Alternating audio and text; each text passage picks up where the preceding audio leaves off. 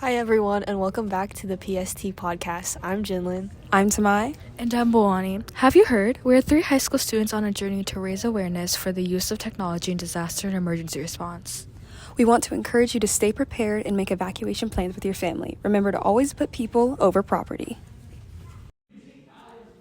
Hi guys, welcome to the PST podcast. I'm Jinlin. And I'm Tamai Triplet. And welcome to our first episode. Today we have Stephen Gochal as our first guest. Can you please tell us a little bit about yourself? Yeah, certainly. My name is Stephen Gochal, and I'm a retired police officer turned teacher. You want to know about like my career, how I started? Awesome. So when I was 18 years old, I got into working for a police department doing animal services. Some people call it dog catcher, animal control, whatever. Animal services. Got my foot in the door working at a police department. Met a lot of cops, did some ride-alongs. Still too young to be a police officer, so I kind of did my time, learned the lingo and everything and how things work. And then when I turned 19 or 20, maybe 21, somewhere in there, I got my firefighter certification. That was cool. Yeah. Really hot. So I was like, I don't know if I like this. But no, I did it. We were a DPS, Department of Public Safety, police, fire, EMS. So I was working on getting my certifications. And then when I was 23 years old, I think it was 22, I went to the police academy. Awesome. I was working on getting everything. And when I was in the police academy, the department that I wanted to go back to split. So I had to pick one. Okay. So I'm like, I'll just stick with law enforcement. And that's where I spent the next 17 years doing police work, on the streets, in the office, at the gun range, everywhere in between. That's basically my 20-year and 2-month career in public safety. Wow. Well, thank you for your service, for one. Yep. Could you tell us the name of the department you worked for? Watauga, Texas. Okay, gotcha. Right next door, Watauga. Close by, yeah. Yep. What was the most interesting thing you were kind of able to work on? Like if you have a favorite memory, favorite story you like to tell everybody? Yeah, so, and I know we're going to be talking about technology stuff and stuff like that. I was real big on the implementation of body cams and in-car cameras. Well, not the implementation, but the upgrading, the advancement of technology. We went from when I first started having a VHS and a DVD back in the trunk, so back a little bit, right? Yes. To memory cards and actually setting it on the dock and it automatically uploads. I had a big part in transitioning from the old school ways to the new tech. But the body cams, I mean, that was a big thing. There was a lot of outrage about, cops are doing stuff and they shouldn't be doing it, or we need to keep accountability. And we're like, body cams are perfect for it. Put that on, see what they're doing. And they're used all the time now. And they're all the time. Yeah. I think what a lot of people didn't realize was we all advocated for body cameras, but what they don't realize is now we have video inside your home, inside a place of business or worship or whatever. Gotcha. And they're like, wait a minute. And I think it all worked out. Like it's still good. We have the right to redact certain information, privacy stuff. And there's definitely laws in place for sure. To protect, yeah, definitely. So I think overall there might have been some issues, but overall it was for sure good. Yeah.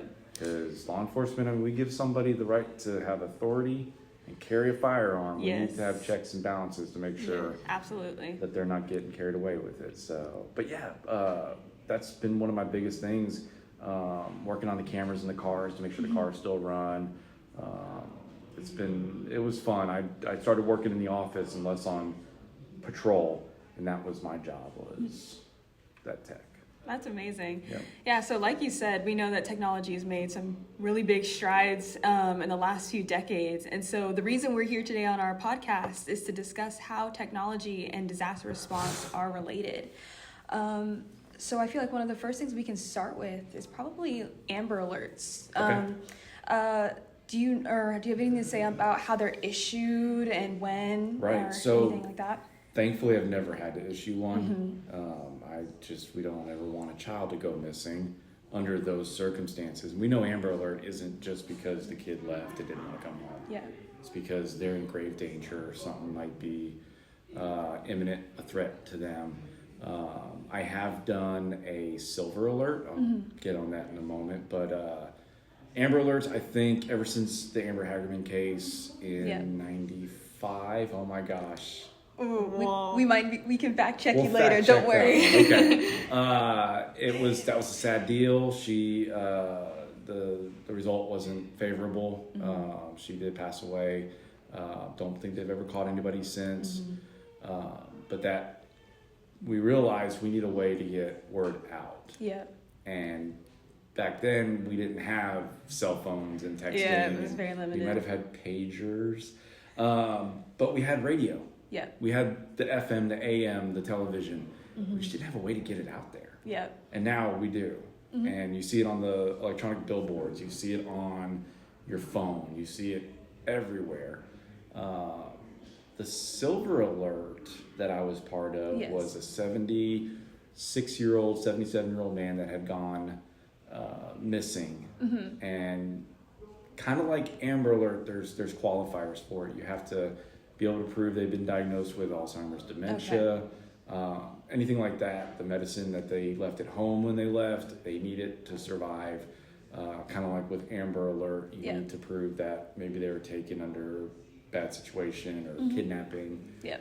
But a 76, 77-year-old man that had gone missing, and he was diagnosed with Alzheimer's. And of course, every digital billboard lights up, and you know where they found him was at a gas station. If you've ever seen the lotto machine that tells you the news and stuff, his picture popped up on there. Oh no. And a customer looked at it and looked at him and was like, "Sir, this is you." And they dialed 911 or the local police, and we found him. He was that's amazing. safe. Yeah, it was technology that helped the process and that right. The efficiency too before it was gone for too long. Yeah. So, and I like it because I had a case where a lady called me one time and said my dad went missing, but we couldn't prove dementia. We couldn't. Yeah. Pretty sure he did, but he needed to see doctors. They pinged his phone. Of course, we're in Texas. Yeah. Albuquerque, New Mexico. Oh. He drove that far. Wow. Oh my. So he was okay. Yeah.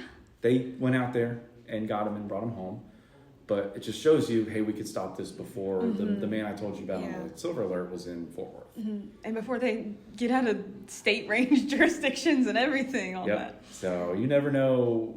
I mean, thankfully, both those examples, they turned out just fine. But one was hundreds of miles away and the other one was 5 miles away. You know, you never know. So, but yeah, the alert systems, I think, are great. There's a new one. Is it the Athena alert? Here, let me check. We'll have to look into that one. It's so new. They have blue alerts. I don't know about that. No, August 28th, 2024. It's a new one. Yep. Athena was the girl in Wise County that was taken by the UPS driver. Ultimately, unfortunately, I have heard of that. She was found dead. And I think we used that one for missing, but not like we don't know if they're kidnapped. Gotcha. Children, like not adults, but I think for the kids. We have blue alerts. Yeah. If a law enforcement officer is attacked, we put the alert out for the person if the person's on the run that did it. Is there a camo alert? Somebody told me this one. I've never checked. Camo alert? Okay. Somebody who's been in the service. Really? Might suffer from PTSD is missing. I see. Oh. I think. Oh, it is a thing. It is a thing? Okay. This Texas State Department of Public Safety says the state's Cam Alert program, created in 2019 Texas legislation, is designed to notify the public of a missing current or former member of the United States Armed Forces. I didn't know there were so many different types of alerts. Neither did I. So it's a good thing. Like, whatever the situation is, we can get the word out there and help locate. Especially since I think the running thing is that, especially when a child goes missing, like the first 48 hours are some of the most important ones. Not a long time period, is it? Yeah. Yeah. Statistically. Of course, I wanted to branch off of like Amber Alerts and Okay. their effectiveness because I know, especially in my classes, sometimes we get interrupted with like Amber Alerts and people are like, oh, I have to turn this off. And a lot of people ignore it. And I'm going to be honest, I'm one of those people sometimes Right. where I ignore the Amber Alert. So can you emphasize on like how effective an Amber Alert is and how important it is? I feel for like people to- enough people, and this isn't against those that silence or mute those, but the amount of people that do that is not as much as the amount of people that don't. And I think the word's out there enough on the digital bulletin boards along the highway, the lotto machine showing the news and stuff like that. I think it's out there enough, radio, news, Yeah. social media, that it's still effective even if people silence that on their phone. We still put it in enough places. It's like an ad on social Yeah. media. Can you really silence ads? No. No. And you know It still about gets it. to you somehow, Yeah. And you right? definitely know about it, even if you just quickly like swipe past Yeah. it. Right. Like, you still see it. Right, or you're in a law legal class, you may talk about it. A law Yeah. enforcement class may talk about it. And yeah, sometimes we get some that they're like in Houston, and you're like, I'm not in Houston. But there are people who are in Houston. There are, Yeah. and there are kidnappers that could Yeah. drive to Dallas Yeah. Fort Worth area. So Absolutely. I don't know. I don't think it's bad for people to silence it, but I think it's still gonna be effective, even Yeah. if we do.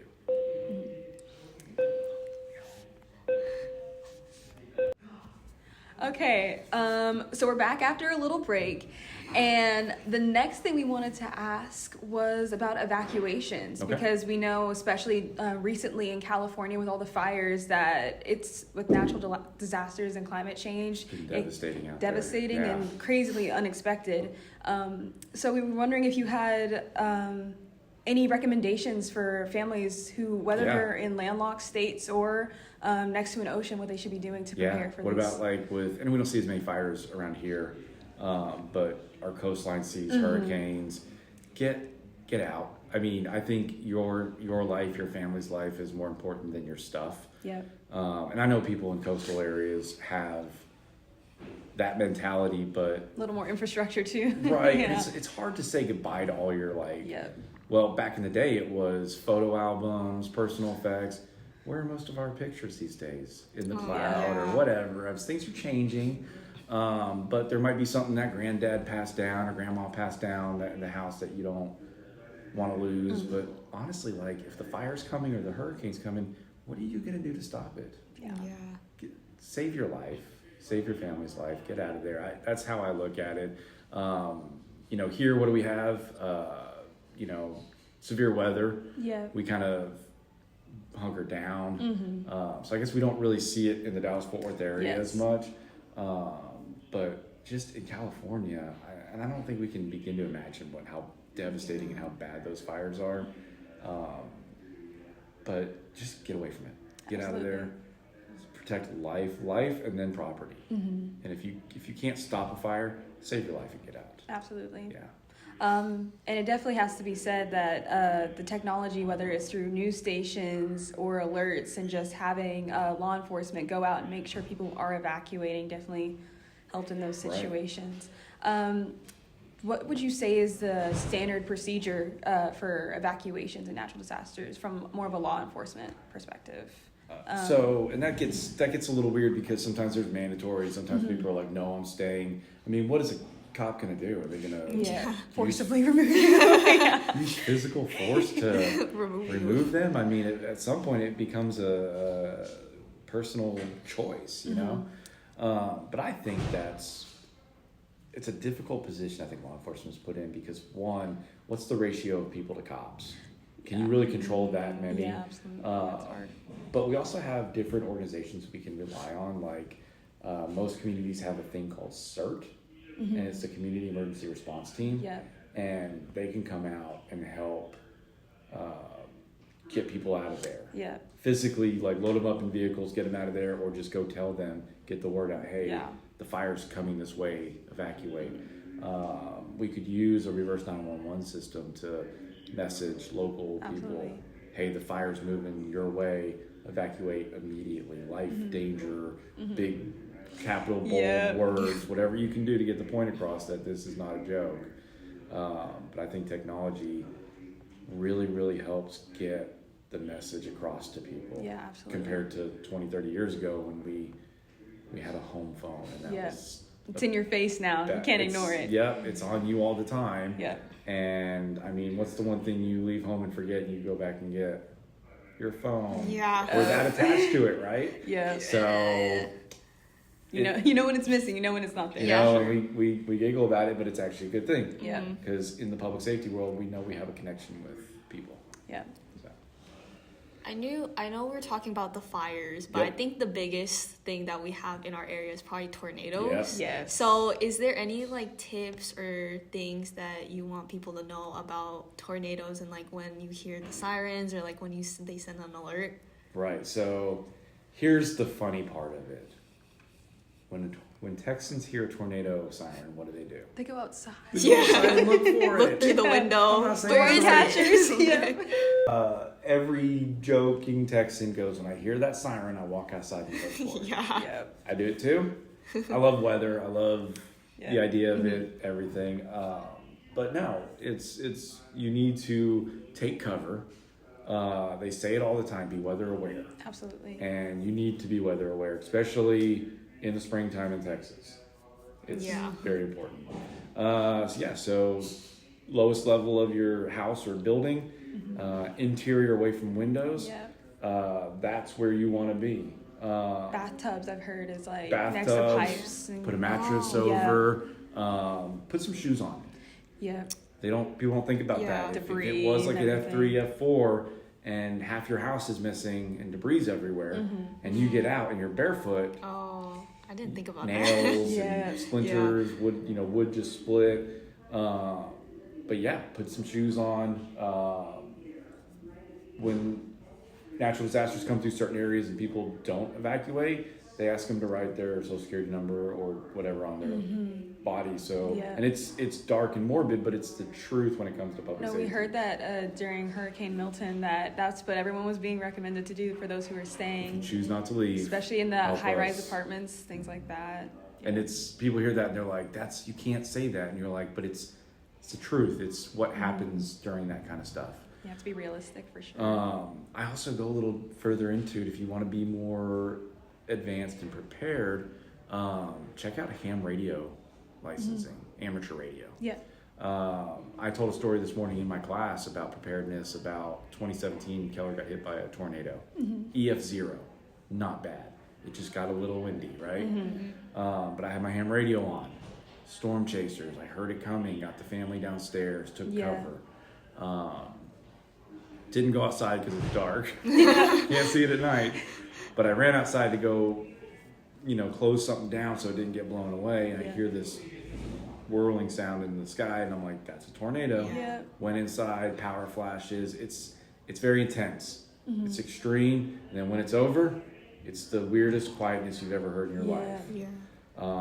And that's when you need to check on your neighbors. You need to check on, make sure check yourself, check your neighbors, check your community. Absolutely. Yeah, so tornadoes every spring. Yeah. It's Texas. Absolutely. We're in the southern point of Tornado Alley. We got to be prepared. So, and this is kind of a side note, but there's a guy on YouTube that does severe weather live alerts, and his name's Ryan Hall. Gotcha. And his thing is, don't be scared, be prepared. Absolutely. And it's true. Like, what are you going to do to stop the weather? Like, keep your wits about you. Protect your loved ones. Like, get brave for a moment. We're all scared. Absolutely. We all have that fear of getting hurt or dying in a bad storm, but pull that bravery in.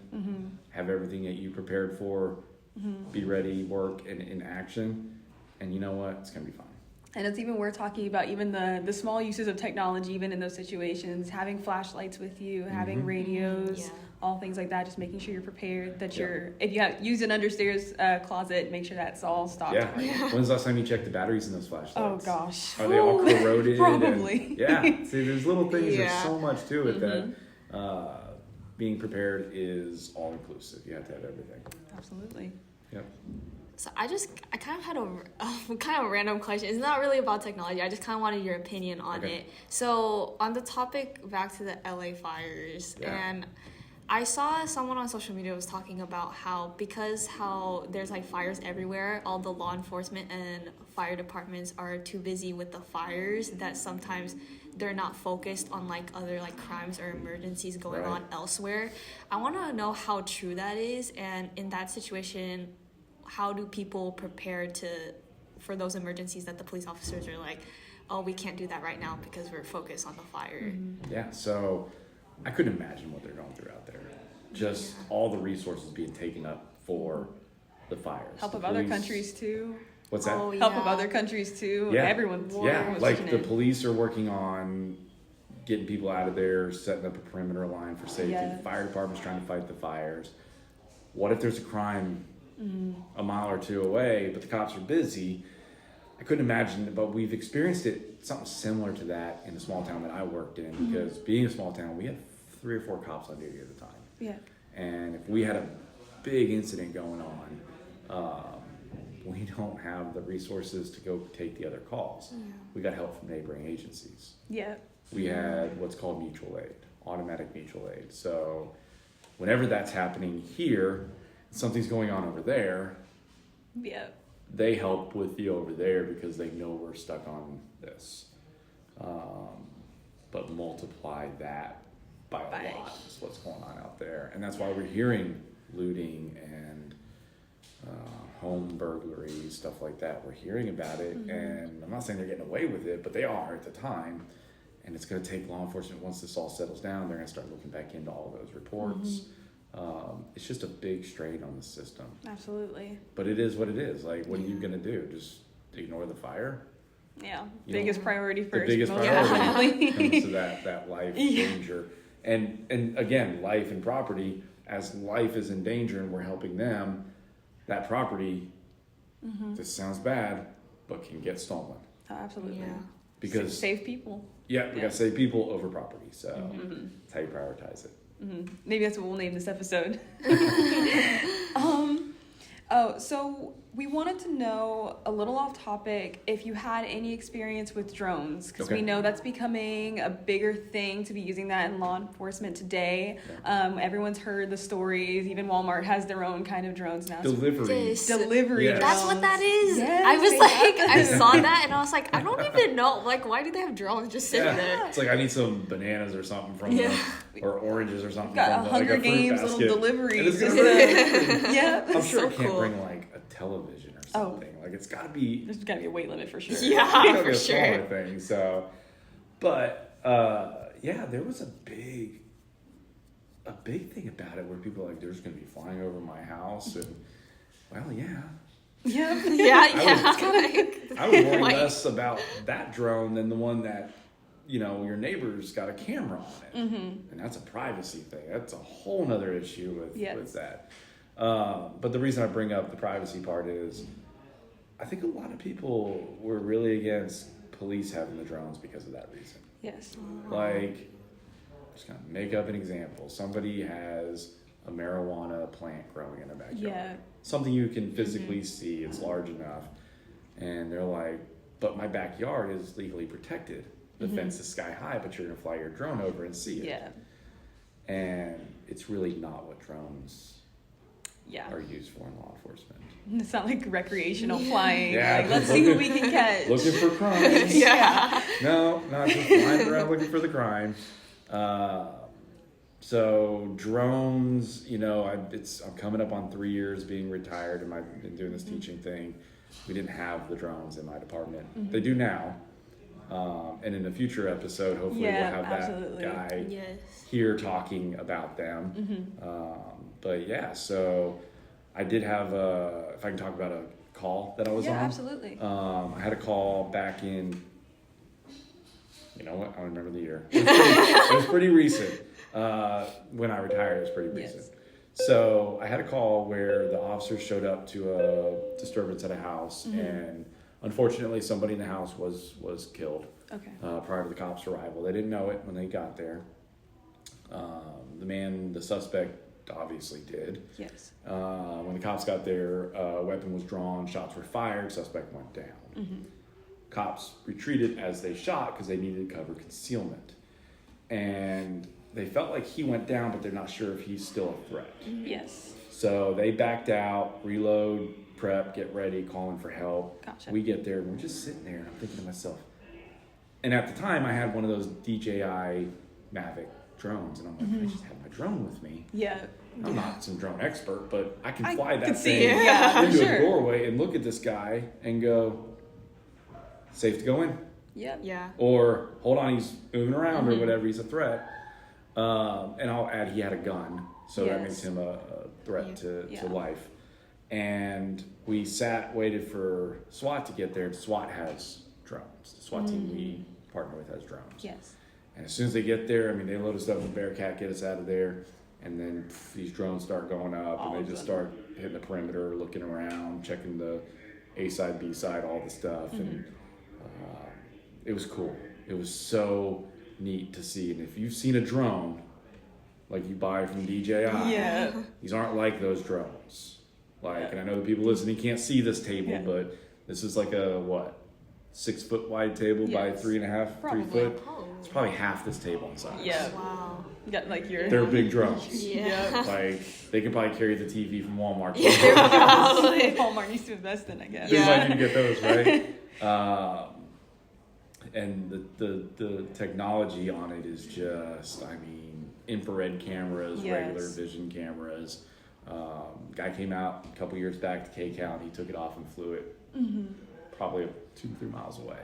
He's still got The range connection. on them. Yeah. Wow. And this thing is just, and then he's like, all right, I'm done. Hits a button, sets it down, and it just comes right back and lands where Oh, that's so cool. it was. And it was, like I said, this 6 foot by 2 foot table. It was half the size. It just of it. And like you said Yeah. earlier, it's definitely another example of people over property, because instead of having people like making them go in with like the night vision Right. goggles and everything, Right. instead of putting them in harm's way, you have like efficient drones that can do it for them. And that's my thing was this guy, we didn't know if he was still a threat. And I thought to myself, and I didn't have the drone, so it's not like we should have. But if I just flown it in there and he shot it, we're out of drone. Yeah. Move on. But not a person. But not a person. Yep, absolutely. Or a canine or, something living, breathing. And I'd rather that get shot than the other. So, but drones are becoming more important for the police world, the fire department. I've never seen one of these, but I've heard of them. They're called tethered drones. Interesting. And what it does is it goes up and it's got a cable going down to where it took off from, and which means no battery life because it just runs off power. Okay. The video is instant because it's cable. And fire departments I've heard have used these things to like watch the roof of a house because the roof will Interesting. start doing things before it collapses on the firefighters. And they can probably actually track it. They see it before, they track it. They see it before it happens, and yep, Oh wow. Okay. and it doesn't run out of We'll gas. We'll It have to doesn't put run this out on of the battery. website for sure. So when you speak with Keller Fire Rescue, ask them if they've Yeah. looked into tethered drones. Yeah, Like that might be a absolutely. thing that they're, and because when a fire department shows up to a house fire, they stay there till the fire's out. Yeah. Cops move, like if Yeah. the crime Yeah. scene moves or whatever. But yeah, SWAT, they'll set up and actually video, and everything's recorded. Yeah. Because if there's an officer involved shooting, we have footage of the right or the wrongdoing Everything of that the went officers on. or the people Yes. involved. So drones are amazing. There's no concern for the public to think that they're going to use it to start looking Yeah, in my absolutely. backyard. Infrared doesn't see through walls. It's not what people fear. I think a lot of that is crowdsourced. Like people on the internet are like, they're Yes. going to do this and that. And More about the dystopian aspect more than the And- realistic right. aspect Yeah. of it. Yeah. and think about, and y'all are in the legal class. Yes. How far's that going to last in court if they Absolutely. violated civil rights? Yeah. Yeah. No. Done. Yeah. Yeah. You're done. Yeah. Not happening. Yeah. It's not going to go far when it comes to fruit of the poisonous tree, Absolutely. violation of civil rights, anything like that. Your amendments, everything. And Yes. and even Yes. if that little bit is taken out of the court case, it has tarnished the entire thing. Oh, absolutely. Yeah. We're done. Like, it's not worth doing that. So, but yeah, drones, good. Whether it's law enforcement, Walmart, Yeah. makes our life a little easier Yeah, sometimes, for sure. right? Yes. Well, it's definitely evident today that we can see technology does play a huge role in disaster and emergency response. Oh yeah. And we hope to share more experiences with you in the future about the evolution of technology and how it's continuing to save lives and put people over property. Yeah. Do you have anything you want to say? Is there any last remarks or anything you want to say before we leave? Well, thank you for letting me be on your first episode Thank ever. you. Yes, I thank am you for honored. being here. I think this is great what y'all are doing. I have my perspective. Yes. And then others that are still in the industry. One of ours from Watauga that we should be connecting with pretty soon has actually started the drone program. We're going to get so much perspective on this and it's cool as we're learning as we do it too. Absolutely. That I think you're going to have just such a great combination here of everything. Absolutely. But yeah, thank you for the opportunity to talk about this stuff. I wish I experienced more in my career. Sometimes I'm kind of glad I didn't. Yeah. But you'll start getting some perspectives that are just you're gonna take a step back and be like, wow. Yes. And then we're not done. I mean, technology is always going to be advancing. Just wait until everything we've talked about today. With the tech, wait till AI is introduced. Oh, absolutely. Oh, that would be interesting. We're gonna start. Our things are gonna start thinking quicker. They're gonna start Yes. telling us things quicker. It's gonna help us help the non AIs Yeah. understand things and visualize And we get to things. evolve basically with it too, as We are front row tickets to this show. Yes. We're Absolutely. watching all this happen in front of us, and it's pretty awesome. So, but yeah, thank you. Absolutely. Thank you. Thank you. Thank you for tuning in to our first episode. We'll be back for the second sometime soon. Just make sure to stay aware of Our next episode. thank you.